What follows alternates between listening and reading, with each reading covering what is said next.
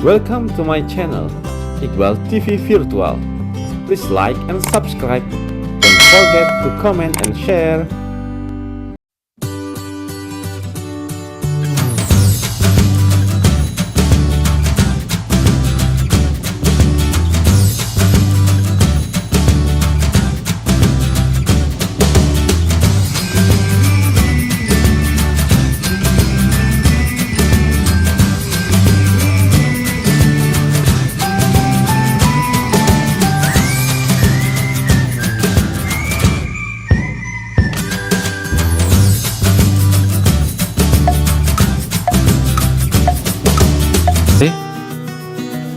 Secara singkat, sebenarnya KLT itu ya pakai ada suatu lempeng ya, atau plat KLT namanya lempeng. Kemudian ditotolkan noda yang di sini adalah senyawa yang akan dipisahkan. Di sini tentang tempat penotolan zatnya, dan ditotolkan dalam suatu bejana ya, bejana atau chamber disebutnya, yang sudah dijenuhkan. Hasil dari pengembangan ini dengan eluen atau fase gerak di sini ada ya, di samping ini diterjemahkan dalam samping ini, yang kemudian dapat dideteksi identifikasi senyawa dengan reaksi semprot bermacam-macam tergantung golongan senyawa apa yang akan dicari. Secara garis besar, lempeng KLT itu bisa juga dilihat secara simpel ya. Di sini ada permukaan awal dari eluen, di sini ada eluen atau fase gerak, kemudian ditotolkan di sini zatnya, lalu akan mengelusi dari zat itu eluennya. Dia jalan terus ya selama waktu tertentu dengan batas garis akhir di sini, batas garis akhir dari eluen. Di sini adalah titik noda yang tertangkap. Nah, begitu gambaran singkat tentang KLT sebelum kita membahas secara detail di bawahnya. Dan ternyata KLT ini juga bermanfaat untuk adik-adik juga, terutama adik-adik yang masih muda ya, tentunya masih muda semua. Dalam hal apa? Dalam hal percintaan. Dengan adanya mengetahui prinsip KLT, adik-adik dapat dengan mudah mengidentifikasi mana pasangan yang adik-adik inginkan dengan berbagai macam rasi bintang yang sesuai dengan kepelaran atau sifat fisika kimia dari adik-adik sekalian, sehingga didapat mana pasangan yang cocok. Dipilih satu saja ya, dipilih satu saja, jangan banyak-banyak, sehingga membentuk cinta sejati. Demikian bermanfaatnya prinsip dari kromatografi secara umum. Nah, part pertama, gambaran tentang kromatografi lapis tipis. Sebenarnya intinya adalah sini saya sudah menggaris merah ya, bahwa kromatografi lapis tipis ini kromatografi yang sangat fleksibel dan banyak digunakan, mudah, murah, itu intinya, mudah, murah, dan juga lumayan akurat juga. Itu kenapa dipilih KLT. Lalu KLT ini memang tergolong dalam kromatografi planar. Apa yang termasuk dalam kromatografi planar? Contohnya kromatografi kertas ya, prinsipnya nggak jauh-jauh beda lah ya. Tadi menggunakan apa? KLT ini peralatannya tadi ada bejana yang tertutup bukan terbuka ya. Lalu ada berisi pelarut atau di sini ada eluen, fase gerak yang akan digunakan, dan lempeng KLT itu sendiri. Itu secara simpelnya. Pelaksanaannya bagaimana? Yaitu dengan menotolkan alikot kecil sampel tadi ya, pada gambar yang di depan. Jadi alikot kecil sampel pada ujung fase diam, lalu dielusi selama waktu tertentu dengan batas garis akhir tadi yang telah ditentukan. Dan jika fase diam dan fase gerak dipilih dengan benar ya, dengan benar, campuran komponen-komponen itu akan bermigrasi dengan kecepatan yang berbeda. Nah, itu dinamakan dengan pengembangan kromatogram. Lalu ketika fase gerak telah bergerak sampai jarak yang diinginkan, fase diam diambil, fase gerak yang terjebak dalam lempeng dikeringkan, dan zonanya dideteksi secara bisa visual atau di bawah sinar UV. dan bisa ditambahkan dengan proyeksi penampak noda yang cocok dengan golongan senyawa yang kita inginkan. Nah, apa sih yang mempengaruhi kecepatan migrasi itu? Yaitu bisa dari komponen sampelnya, pada sifat fisika kimia, juga dari fase diamnya, fase geraknya juga. Itu intinya.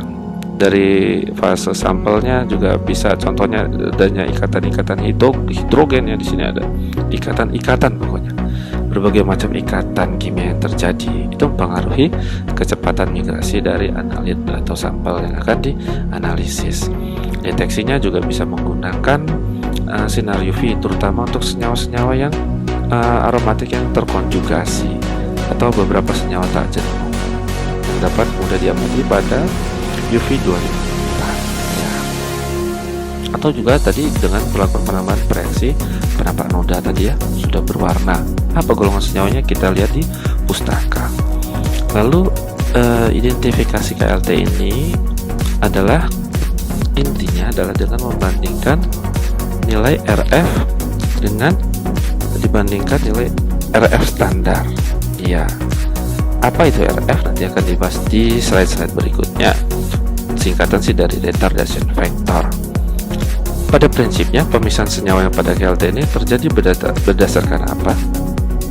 Kompetisi pengikatan solut dan solvent pada fase diam. Misalnya, jika digunakan silikat gel fase normal sebagai fase diam, maka fase diam bersifat polar. Jika dua senyawa yang berbeda kepolaran yang melintas, maka senyawa yang lebih polar akan memiliki interaksi dengan silikat gel lebih kuat daripada yang lainnya. Oleh karena itu, lebih mudah menghilangkan fase gerak dari tempat terikatnya. Sebagai konsekuensi, senyawa yang kurang polar akan bergerak lebih tinggi pada plat, pada lempengnya, dan menghasilkan nilai RF yang lebih besar. Itu adalah prinsip utama pemisahan. Dan mengenai konfirmasi identifikasi dapat diperoleh dengan mengerok noda dalam lempeng, kemudian analit dalam lempeng dielusi dan dideteksi dengan berbagai macam metode seperti spektrometri IR, spektrometri NMR, spektrometri massa, dan lainnya. Secara tadi sudah jelaskan prinsip pemisahannya. Sebenarnya prinsip pemisahan secara kromatografi ada beberapa bahan penting, yaitu ada polaritas, muatan ion, ukuran molekul, dan bentukan spesifik. Nah, pemisahan berdasarkan polaritas itu prinsipnya sama ya seperti saya jelaskan tadi, yaitu prinsip jelas karena perbedaan polaritas dan mengacu pada prinsip light dissolve light yang sudah dijelaskan di materi-materi kelas sebelumnya ya, seperti di farmasi fisika. Untuk penjelasannya bisa dibaca dan bisa dipahami sendiri ya pada slide ini nanti yang dibagikan. Nah, kalau secara garis besarnya juga sebenarnya ada faktor pendorong migrasi dan faktor penghambat migrasi dari analit. Yang kita bisa lihat bahwa faktor pendorong migrasi contohnya adanya gravitasi, elektrokinetik, hidrodinamik, dan di sini kaitannya dengan fase gerak berupa kelarutan solut, ikatan solut, dan interaksi ion solut. Dan berkebalikan, yaitu faktor penghambat migrasi ada friksi molekul, elektrostatik, dan kaitan dengan fase diam, yaitu adanya adsorpsi, ikatan solut, dan interaksi ion solut. Bahasan-bahasan tadi bisa dipelajari sendiri ya, nanti akan dibaca sendiri. Selanjutnya kita membahas tentang tahapan metode analisis KLT. Pada preparasi sampel, sebenarnya sampel itu ada dibagi beberapa jenis, yaitu ada 4 ya. Ada larutan jernih, ada larutan keruh, ada semisolid, dan padat. Yang pada intinya juga sama. Sampel itu harus jernih ya, jadi biar lebih mudah dibandingkan jenis sampel lain ya di sini, dengan mencairkan sampel dan pelarut yang sesuai yang mudah menguap.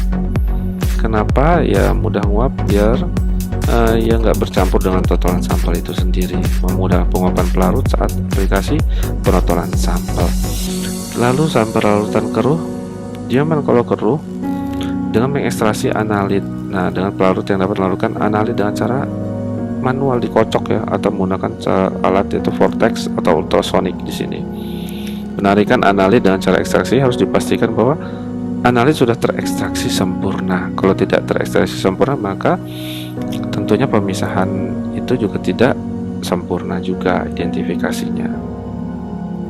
Nah, lalu sampel semi solid atau setengah padat gimana kalau pelaksanaannya, yaitu dengan cara penghancuran digerus di blender, dan sama prinsipnya dengan dikocok dan kita ekstraksi dulu analitnya. Bagaimana dengan sampel padat? Ya sama juga, diserbuk, dihalusin dulu di vortex dan ekstraksi analitnya.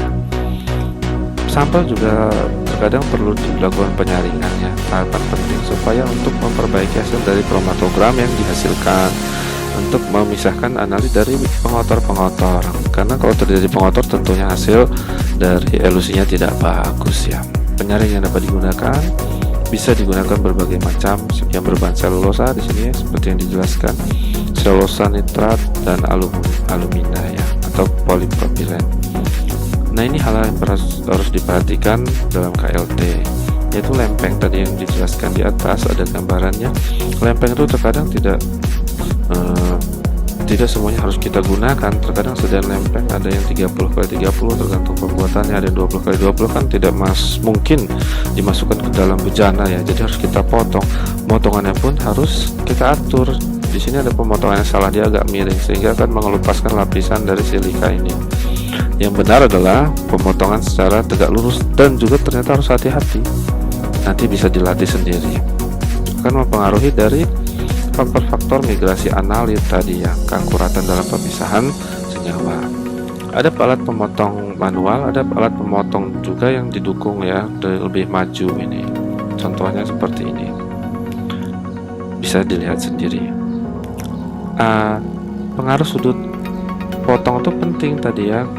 Kenapa? Kalau sudut potongnya salah, dia akan miring-miring nanti, akan menggerus di sampingnya, dan hasil elusnya tidak baik dibandingkan hasil pemotongan lempeng yang benar, lebih bagus ya, seperti ini. Lempeng itu sebelum digunakan tapi harus diaktifasi dulu. Untuk apa? Untuk menghilangkan kelembapan air yang teradsorpsi dalam lempeng. Nah, contohnya aktivasi dengan apa? Dengan pengeringan lempeng silika gel selama 30 menit pada suhu 120 derajat Celcius. Nah, ini hal yang harus diperhatikan. Jika suhu terlalu tinggi menyebabkan pelepasan senyawa kimia dalam lempeng, merubah sifat apa fase diamnya. Kalau udah rusak, nggak terpulih, karena akhirnya pemisahan tidak sempurna. Jadi jangan asal-asalan untuk mengaktifasi lempeng kalau suatu saat nanti melakukan penelitian ya. Pada kromatografi adsorpsi, aktivitas lempeng tinggi dapat meningkatkan keterlambatan fase diam, sehingga jarak migrasi sampel menjadi lebih pendek, sehingga harus sangat diperhatikan sekali aktivasi lempeng ini. Nah, pada proses aktivasi lempeng yang di atas hanya cocok untuk lempeng silika gel atau aluminium dioksida. Untuk lempeng dan sorben lain tentunya dengan petunjuk yang ada dari sesuai produsen ya, beda-beda ya. Yang utama adalah pengaruh dari temperatur dan lama aktivasi lempeng ya.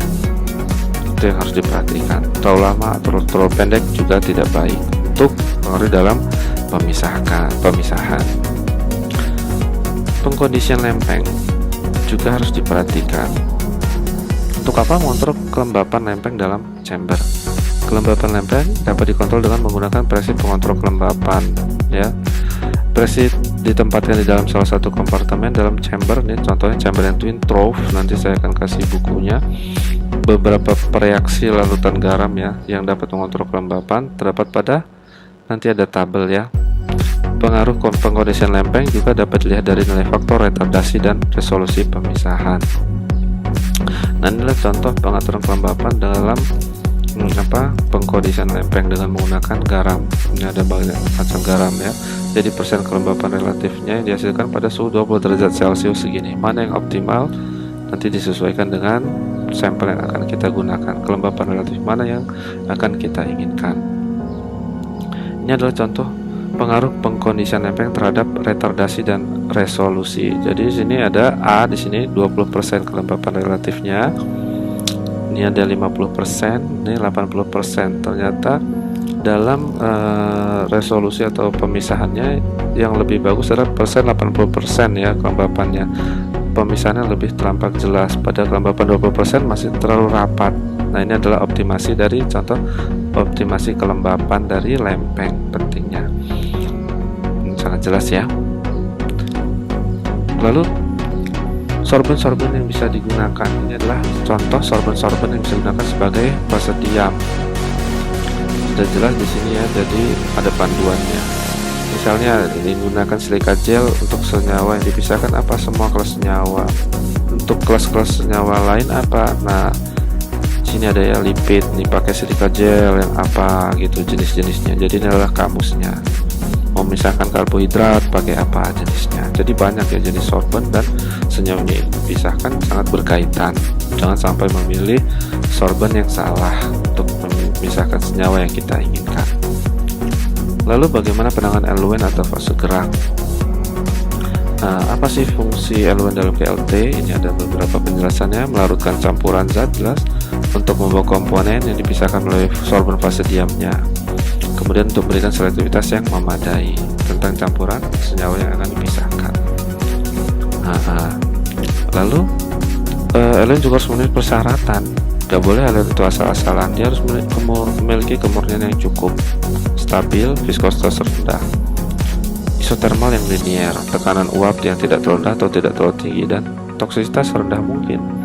Jadi tidak berdampak negatif pada kita jika bersentuhan langsung ya. Karena terkadang menggunakan tangan, entah kita lupa memakai sarung tangan atau tidak. Begitu syarat-syarat dari dan kegunaan dari eluen atau fase gerak. Ada nilai yang penting diperhatikan, yaitu nilai K dan log P. Jadi ada nilai K, kecepatan migrasi pelarut melewati lempeng, yang berhubungan dengan lamanya waktu pengembangan KLT ya. Semakin besar nilai K, semakin cepat waktu pengembangan KLT. Nilai log P itu apa? Menunjukkan polaritas pelarut yang berhubungan dengan afinitas analit dengan pelarut. Jadi analit yang bersifat polar akan memiliki afinitas tinggi terhadap pelarut polar, dan afinitas yang rendah terhadap pelarut non-polar, dan sebaliknya. Benarnya pencarian eluen di sini di garis merah ya, bahwa pencarian eluen juga bisa berdasarkan pustaka. Nah, ini contoh nilai K dan log P. Nah, nilai K dan log P. Semakin tinggi nilai K, maka pelarut ini akan mempengaruhi kecepatan migrasinya tadi semakin cepat. Lihat nilai log P. Jadi nilai log P yang semakin kecil akan menunjukkan bahwa pelarut itu akan semakin polar, sehingga kita dapat memprediksi senyawa kita ini bersifat polar atau enggak. Nah, dan diprediksi nanti di mana titik noda kita dalam pemisahan. Begitu ya. Tadi sampel sudah, lalu eluen sudah, sekarang penanganan chamber itu. Jadi beberapa hal yang perlu diperhatikan tentang kondisi chamber dan jenis chamber. Tentunya chamber itu ya harus bersih ya, harus bersih, bebas dari kotoran, dan kering dari bebas adanya air, karena adanya air akan mempengaruhi ikatan dengan fase diamnya. Nah, adanya kotoran dan air dalam chamber akan mengganggu kromatogram yang dihasilkan tadi ya. Jenis chamber yang digunakan juga harus diperhatikan untuk menentukan teknik pengembangan yang akan digunakan. Nah, ada banyak chamber, ada beberapa jenis chamber. Nah, chamber N itu normal, U unsaturated ya, tak jenuh, S itu saturated berarti jenuh. Ini ada beberapa jenis chamber. Nah, ini adalah contoh dari chamber tadi, keadaannya apa yang terjadi dalam chamber, yaitu ini tadi eluen, ini fase diamnya didukung oleh kaca pendukung lempeng, lalu ada eluen melewati sorban KLT, ini garis depan eluennya, dan ini adalah sisi kering.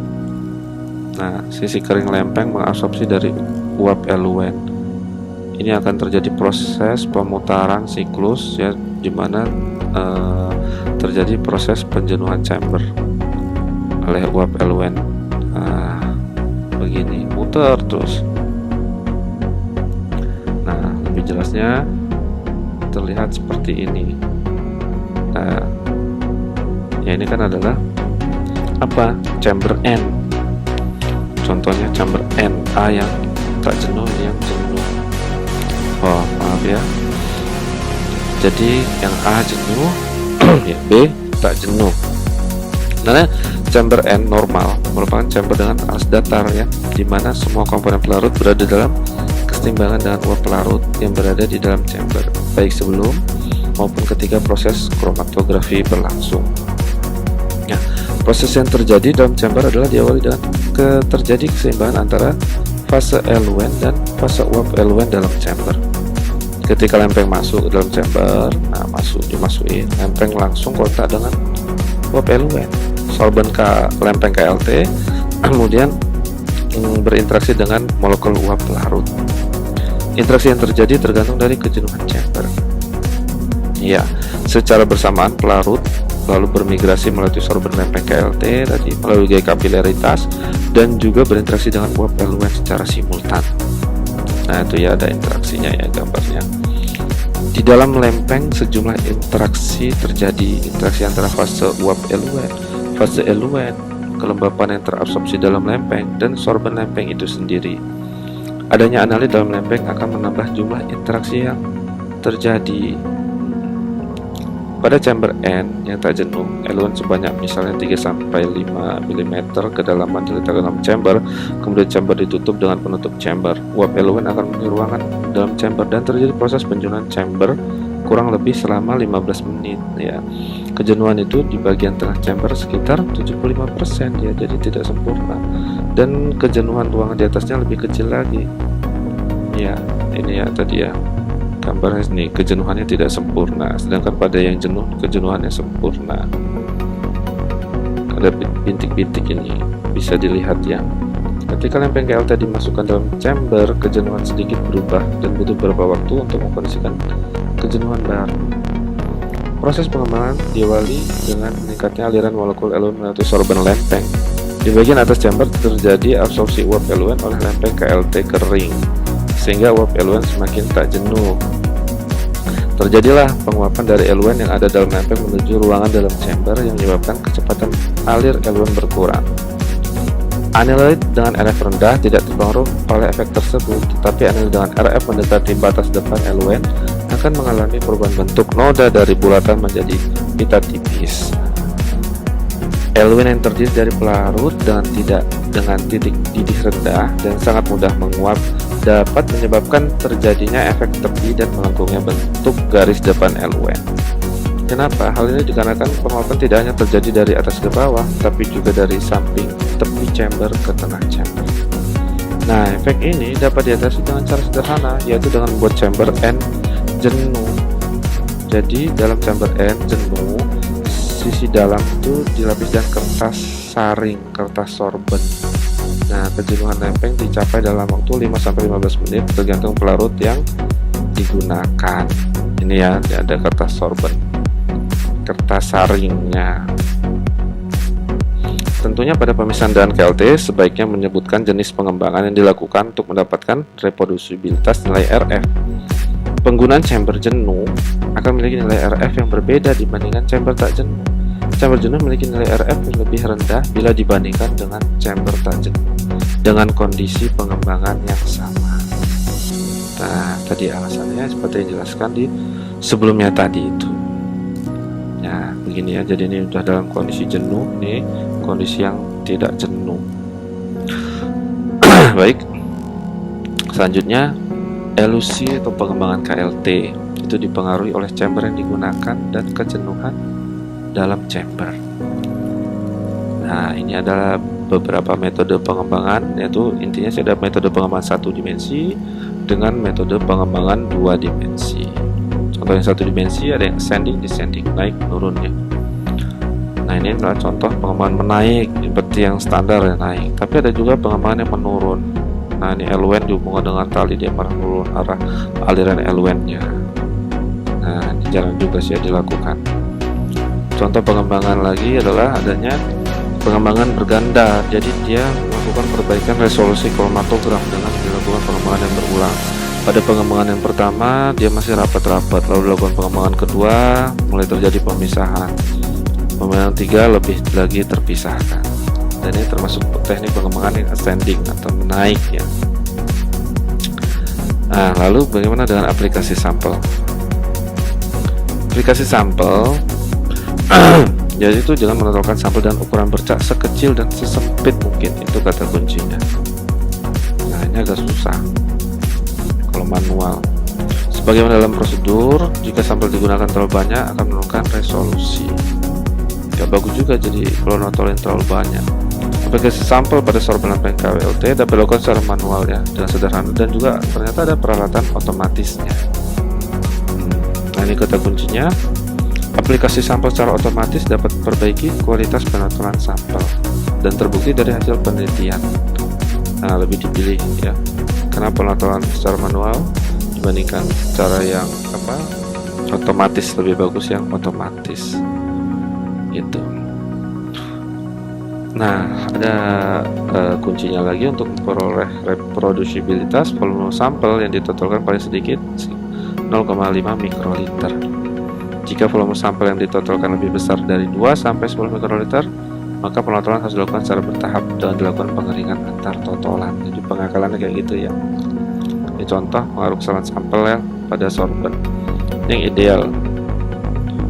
ideal pas ya. Ini kebanyakan, ini kondisi yang merusak lempeng. Nah, ini beberapa contoh peralatan aplikasi sampel secara manual ya, dari atas sampai bawah. Jadi kecil-kecil. Ini masih mending, ini bagus alatnya. Terkadang dilihat sebagai kayak pipa kapiler gitu, ditotol. Yang ada di lab terkadang. Yang sudah agak profesional volumenya. Nah, ini ada beberapa juga alat totol sampel ya. Ada camak nanomat 4 dengan pemegang kapiler. Jadi di sini ada alat ini, noda sampel dapat diterapkan tepat pada posisi yang tanpa merusak lempeng sorban. Digunakan pada untuk semua ukuran lempeng KLT dan KLT-KT ya. Lalu ada camak dinomat 5 juga bisa juga alatnya. Sampel terkonsentrasi dalam bentuk pita sempit dan panjang sesuai yang diinginkan. Untuk tujuan preparatif, larutan sampel dapat diaplikasikan sebagai pita sempit yang panjang sepanjang lebar lempeng KLT. Ini juga bagus ya. Lalu bagaimana yang otomatis? Nah, ini otomatis lebih canggih lagi. Jadi pengoperasiannya diprogram dan dikendalikan oleh komputer. Dia lebih canggih lagi. Dan tentunya ini mungkin masih jarang alatnya di lab-lab universitas ya. Lalu setelah tadi udah disampel, siap ditotol, siap dielusi, kemudian ada noda. Bagaimana dengan evaluasi nodanya? Evaluasi noda yaitu dapat dilakukan secara langsung maupun dengan instrumen. Tadi ya, bisa secara visual langsung, atau yang kalau berwarna nanti ada yang dengan gabungan reaksi semprot juga. Contohnya pelarut asam, uap amonia, fluorescence, fluorescence, dan yodium. Ada berbagai macam ya reaksi-reaksi, atau juga dengan diamati dengan di bawah UV 254. Adapun beberapa reaksi yang dapat digunakan dalam teknik yang destruktif. Teknik ini menyebabkan kerusakan pada senyawa yang meninggalkan noda yang tampak pada lapisan kromatografi. Sebaliknya, teknik yang non-destruktif yang memungkinkan deteksi senyawa dalam zona kromatografi tanpa merubah sorban lempeng.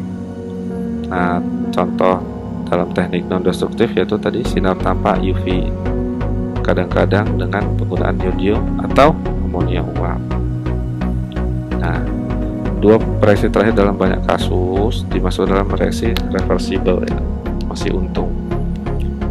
Reaksi lain yang merupakan kelompok gugus spesifik, nah itu ada reaksi semprot. Nah, nanti bisa kita lihat. Contohnya reaksi semprot itu bisa digunakan reaksi pada Ehrlich, Gibbs. Wajah komposisinya ada di sini. Apa saja kelompok senyawa yang dapat terreaksi dan reaksi ini. Nah, ini ada ya golongan-golongan senyawanya. Jadi tinggal dipilih ya.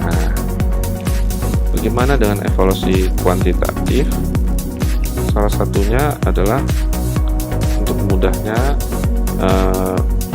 metode kuantifikasi ekstraksi noda biasanya makan waktu lama ya, sering tidak akurat karena susahnya menentukan penempatan lingkaran noda secara tepat, hilangnya sorban selama pemotongan dan pengumpulan ilustrasi kurang reproducible dan tidak sempurna, sehingga dikenal dengan metode untuk solusi dari kendala-kendala itu adalah KLT densitometry.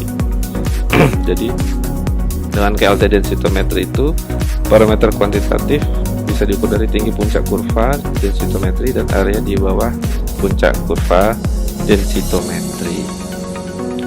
Nah, sedikit ulasan tentang KLT densitometry. Jadi dia ini bisa mendeteksi secara kualitatif maupun kuantitatif. Intinya berdasarkan interaksi REM, ya, radiasi elektromagnetik, dengan noda analit pada fase diam KLT. Ya, intinya itu. Lalu dibandingkan dengan nilai RF analit dengan RF standar.